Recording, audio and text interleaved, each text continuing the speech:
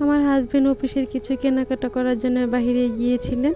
সেও যে আসার সময় এই রাত্রিবেলায় মূলা শাকটা কিনে নিয়ে এসেছে। মূলা শাকটা রাত্রিবেলায় আমি কি করলাম, কিভাবে গুছিয়ে রাখলাম সেটাই আপনাদের সাথে শেয়ার করব। হ্যালো এভরিওয়ান, আসসালামু আলাইকুম। কেমন আছেন সবাই?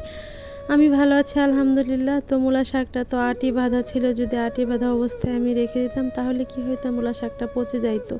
তাই আলসেমি না করে মূলা শাকটা সুন্দর করে কেটে কুটে এই যে রেডি করে নিয়ে আসলাম। বাজারে সবজির যে কী পরিমাণ দাম, একটুও সবজি নষ্ট করা যাবে না।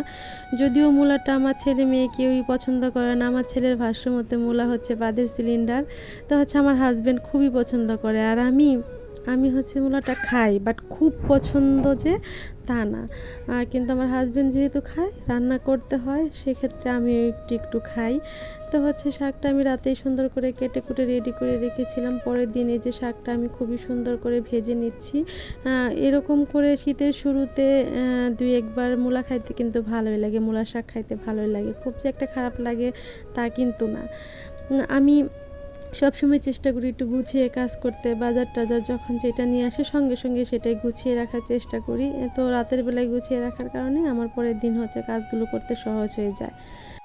পেজ ওপেন করার শুরুতে আমি তো শুধু রিলস ভিডিওগুলো আপলোড করতাম, এখন আবার একটু লং ভিডিও আপলোড করি।